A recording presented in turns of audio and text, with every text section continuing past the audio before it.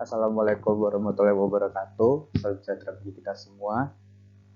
Saya dengan hormat kepada Ibu Dian Kartika Rajeng sebagai dosen pengampu dari Forensic Contact and File Investigation. Perkenalkan, nama saya Benedyo Maksud Putra Daud, dan di sini saya akan mempresentasikan kasus fraud yang terjadi di klub sepak bola FC Barcelona yang terkenal dengan nama Barkagate untuk petugas UTS mata kuliah Forensic Accounting and Investigation.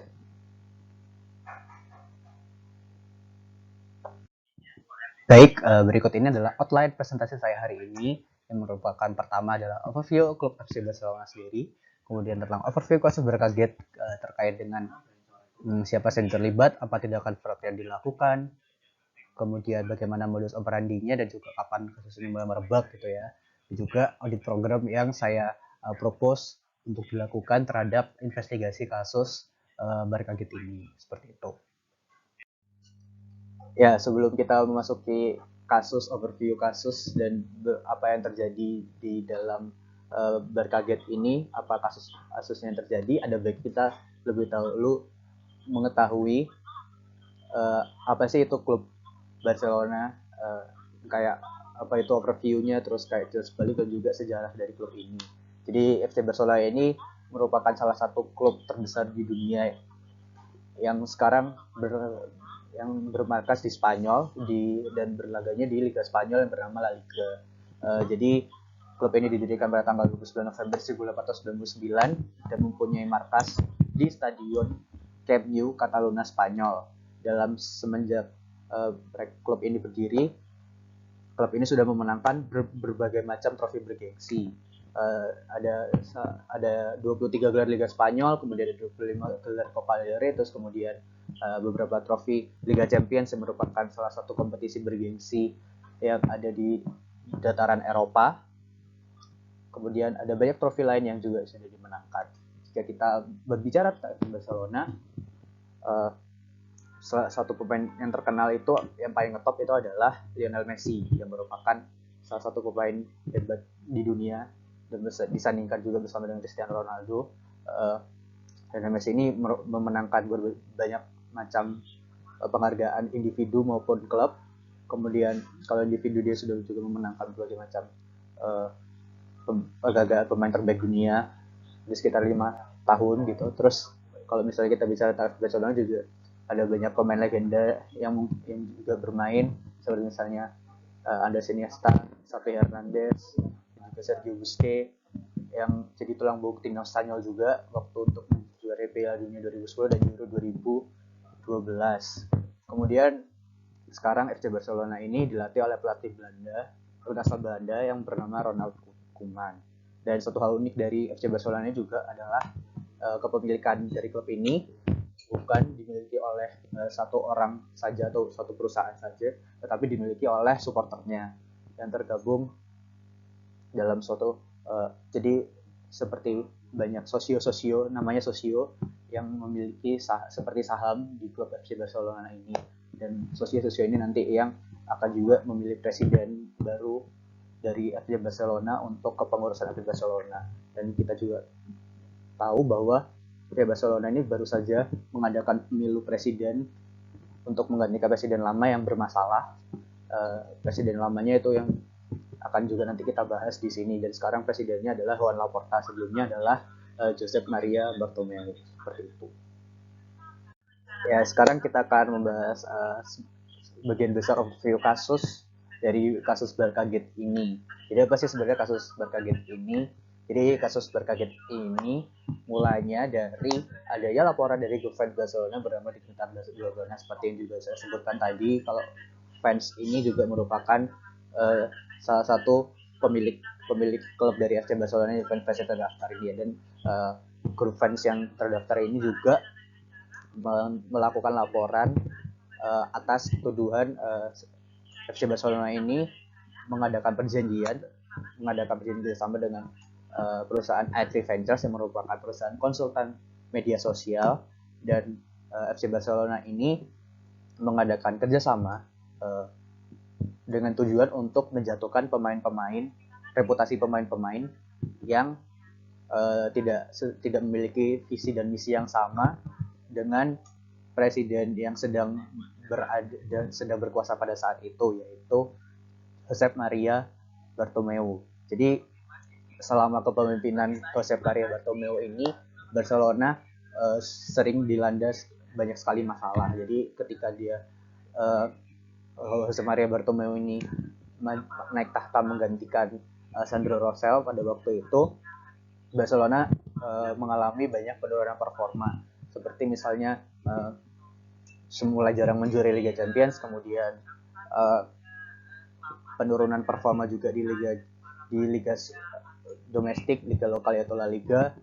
Kemudian ada beberapa keputusan-keputusan yang dipertanyakan, seperti misalnya transfer pemain yang tidak jelas, dan juga dan belakangan juga berbak isu bahwa Barcelona sedang terlilit utang besar, dan utang besar itu salah satunya juga dari transfer pemain yang sangat besar, dan transfer pemain itu tidak membawa kontribusi apa-apa ke dalam FC Barcelona ini, seperti itu. Jadi Maria Bartomeu ini banyak sekali membawa masalah-masalah di FC Barcelona, dan pemain-pemain banyak yang tidak suka, dan banyak pemain tidak suka itu akhirnya diserang juga oleh Josep Maria Bartomeu ini agar mereka reputasinya jatuh, dan mereka akhirnya berbalik juga untuk mendukung kepemimpinannya, seperti itu. Jadi kapan kasus ini mulai berkembang? Mulai berkembangnya ketika media lokal Spanyol yaitu Cadena SER memberitakan bahwa Barcelona memiliki kontrak dengan A3 Ventures sejak akhir 2017, dan Cadena SER ini juga mengemukakan bahwa ada banyak 6 akun Facebook yang mendiskreditkan pemain yang tidak mendukung direksi, terutama yang presiden Barcelona tersebut. Jadi i3 Ventures ini menggunakan 6 akun Facebook untuk menyebarkan berita-berita yang tidak baik terhadap pemain-pemain Barcelona, dan yang diserang juga pemain-pemain yang memiliki pengaruh besar, seperti misalnya Lionel Messi, kemudian ada Sergio Busquets, dan banyak pemain besar lainnya diserang oleh presiden Barcelona waktu itu. Berikut adalah kasus akun-akun Facebook yang digunakan dan dimuat di dalam media Cadena SER ini, seperti itu. Kemudian siapa saja yang terlibat? Mari kita lihat bersama-sama. Yang pertama sudah saya sebutkan juga berkali-kali, yaitu Josep Maria Bartomeu sebagai mantan presiden Barcelona yang baru turun tahta di 2020 kemarin, dan di sekitar Oktober atau Februari 2020, dan pada bulan April 2021 kemarin Presiden Barcelona ditunjuk setelah pemilihan umum, yaitu Joan Laporta untuk menggantikan Josep Maria Bartomeu. Kemudian juga Oscar Grau yang merupakan Chief Executive Officer dari Barcelona. Kemudian juga Jaume Masferrer yang merupakan mantan penasihat presiden dari Barcelona. Kemudian ada juga Roman Gomez Pontis sebagai kepala bagian legal, kepala bagian hukum yang ada di Barcelona, serta pemilik dari perusahaan i3 Ventures yang bernama Carlos Ibáñez. Ini pengusaha asal Argentina, dan juga memiliki berbagai macam usaha juga yang dicurigai mendapatkan aliran dana dari FC Barcelona. Ya, jadi apa sih tindakan fraud yang dilakukan? Terindikasi manajemen dari Barcelona ini melakukan manajemen fraud dan juga korupsi dengan cara mereka menetapkan nilai kontrak sebesar 1 juta euro per tahun, yang mana ini 6 kali di atas harga pasar dari jasa layanan konsultan sosial media, dan indikasinya adalah hasil dari selisih dari hal tersebut masuk ke dalam kantong pribadi dari direksi-direksi FC Barcelona. Ya, jadi apa saja perusahaan yang terlibat di dalam kasus Barcaget ini, apa bisnis-bisnis juga yang terlibat. Jadi bisa dilihat di yang tengah itu adalah perusahaan-perusahaan yang terindikasi terlibat di dalam kasus Barcaget ini, dan semua perusahaan ini memiliki hubungan dengan pemilik dari perusahaan i3 Ventures, yaitu Carlos Ibáñez. Jadi indikasinya adalah aliran dana yang tadi sudah dimakan itu dialirkan ke berbagai macam perusahaan milik Carlos Ibáñez yang disebutkan di slide tersebut. Kemudian modusnya adalah dengan memecah beberapa invoice dari yang 1 juta euro itu menjadi beberapa bagian, beberapa bagian kecil invoice yang nominalnya di bawah 200.000 euro, sehingga tidak perlu mendapatkan persetujuan dari pihak yang lebih berwenang untuk mengeluarkan pencairan dananya. Kemudian Barcelona sendiri juga sudah mengeluarkan statement bahwa mereka mengaku menggunakan jasa dari perusahaan konsultan media sosial i3 Ventures ini, tetapi hanya sebatas untuk mengawasi konten dari trending FC Barcelona di media sosial dan juga internet, dan mereka membantah tuduhan bahwa FC Barcelona menyewa i3 Ventures ini untuk mendiskreditkan pemain-pemainnya sendiri, yang mana pasti akan dilakukan oleh banyak klub yang terindikasi melakukan tindakan fraud. Jadi karena kasusnya sudah mulai bermunculan di tahun lalu, ada beberapa info tambahan yang bisa saya sampaikan, yaitu yang pertama, PwC sudah melakukan audit eksternal terhadap laporan keuangan dari FC Barcelona dan tidak menemukan indikasi fraud. Dan waktu itu juga PwC mengatakan bahwa harga yang sudah dipatok oleh Barcelona ini dan harga kesepakatannya sudah berada di harga yang wajar, yaitu harga yang berada di pasaran. Kemudian di Juni 2020, polisi juga telah melakukan penggeledahan terhadap kantor FC Barcelona untuk mengumpulkan bukti-bukti, dan kemudian pada Maret 2021 baru saja 2 direksi dan 2 mantan direksi FC Barcelona yang saya sebutkan tadi itu ditangkap untuk penyidikan lebih lanjut oleh polisi. Baik, sekarang kita akan bersama-sama membahas audit program yang bisa dilakukan untuk kasus Barca Gate ini. Jadi audit yang akan saya lakukan itu adalah audit investigatif untuk mengusut dugaan kasus fraud yang terjadi dengan sifat auditnya yaitu audit yang reaktif, karena sudah ada indikasi bukti-bukti yang muncul, kemudian baru kami melakukan auditnya. Ya, jadi sekarang kita akan membahas tentang audit pendahuluan yang bisa dilakukan. Jadi ruang lingkupnya itu tentang kontrak antara FC Barcelona dengan i3 Ventures. Untuk tujuannya adalah untuk memperoleh pengalaman lebih lanjut mengenai kontrak dan mengidentifikasi pihak yang terlibat di dalam kontrak-kontrak FC Barcelona dengan i3 Ventures ini. Dan kemudian untuk objek auditnya adalah memahami kontrak FC Barcelona dengan i3 Ventures, kemudian memahami hubungan antara FC Barcelona dengan Carlos Ibanez yang merupakan pemilik dari perusahaan i3 Ventures dan juga perusahaan-perusahaan yang terindikasi yang lain, kemudian mengidentifikasi pihak-pihak terkait yang bisa ada di dalam kontraknya, kemudian memahami tujuan FC Barcelona menjalin kerjasama juga dengan perusahaan ini, seperti itu. Kemudian untuk teknik audit yang akan dilakukan di audit pendahuluan itu ada physical examination, inspeksi dan juga inquiry, dan serta observasi.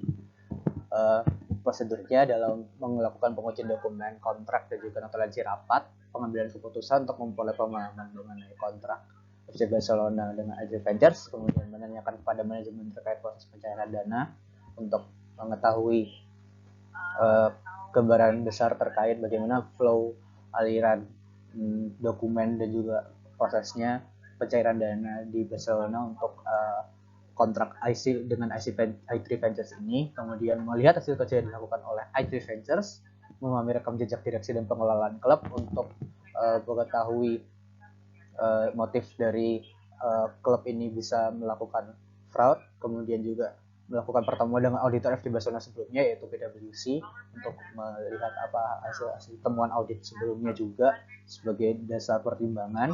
Kemudian juga ada dokumentasi hasil audit dan juga membuat hipotesis mungkin terjadi fraud bagaimana, dan juga nominal yang bisa diambil dari keuntungannya di kasus ini seberapa, seperti itu. Baik, sekarang kita masuk ke pelaksanaan penugasan dari auditnya. Jadi penjelasan teknisnya yang pertama adalah mengidentifikasi dugaan fraud yang dilakukan oleh manajemen dan korupsi yang dilakukan oleh direksi FC Barcelona.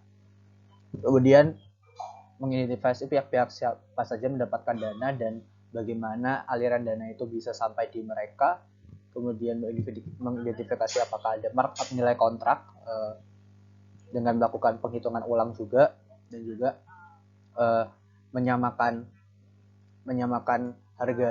harganya itu dengan harga pasar. Kemudian juga mengidentifikasi cara penyamaran pengeluaran dananya, dan juga mengidentifikasi rekomendasi penanganan kecurangan yang mungkin bisa dilakukan oleh FC Barcelona. Dan teknik audit yang dilakukan adalah untuk inspeksi, konfirmasi, inquiry, perhitungan ulang, analytical procedures, dan juga vouching. Baik, sekarang kita akan masuk ke prosedur audit yang bisa dilakukan.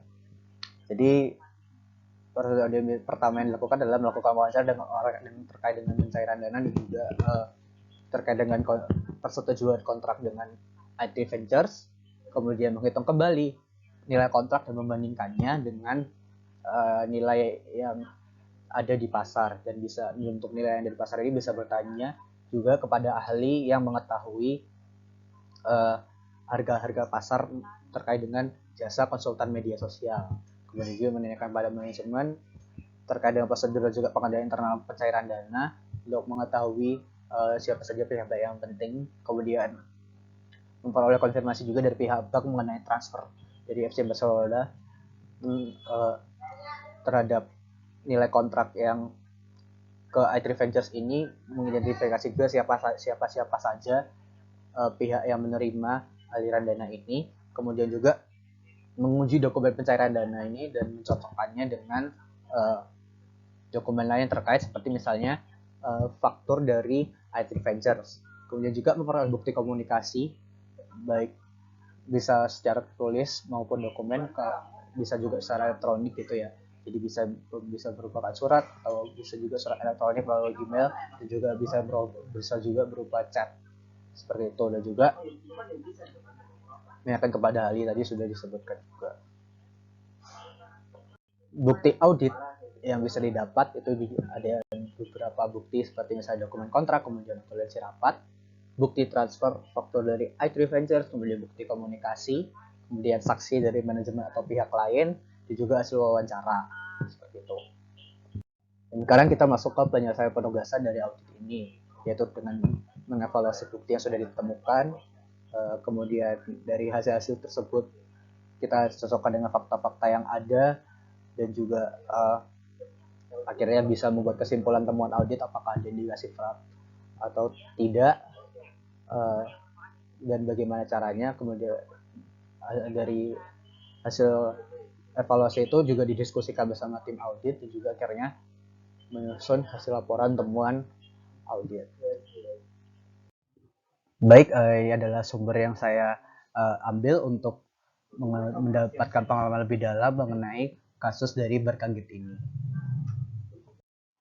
Baik, sekian dulu presentasi saya mengenai overview kasus Berkaget dan juga audit program yang saya propose untuk investigasi kasus ini. Semoga presentasi ini berguna. Sekian dari saya, terima kasih. Wassalamualaikum warahmatullahi wabarakatuh.